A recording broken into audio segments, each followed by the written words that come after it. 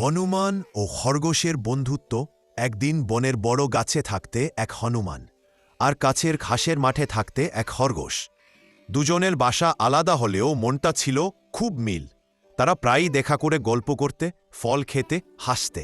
একদিন প্রবল গরম পড়ল, বন জুড়ে পানি শুকিয়ে গেল। খরগোশ বলল, দাদা হনুমান, এখন কি করব? নদীতে আর পানি নেই। হনুমান হাসল, চিন্তা করো না বন্ধু, আমি তোমার জন্য কিছু করব। সে গাছে গাছে লাফিয়ে দূরের পাহাড়ে গেল। সেখানে একটা ছোট পুকুর পেল। তার হাতে পানি ভরে এনে গাছের নিচে ঢেলে দিল। খরগোশ আনন্দে লাফিয়ে উঠল, তুমি সত্যিই আমার সত্যিকারের বন্ধু। কয়েকদিন পরে বন জুড়ে ঝড় বৃষ্টি শুরু হলো। সব গাছ ভেঙে পড়ছে, হনুমানের ঘর ভেসে যাচ্ছে। এইবার খরগোশ তার গর্তে নিয়ে গেল হনুমানকে। বলল, আজ তুমি বিশ্রাম নাও, বাকি কাজ আমি করব। হনুমান খরগোশের দিকে তাকিয়ে বলল, বন্ধুত্ব মানে শুধু হাসি নয়, বিপদেও পাশে থাকা। তারপর থেকে তারা একসঙ্গে থাকল, একজন শক্তি, আরেকজন বুদ্ধি।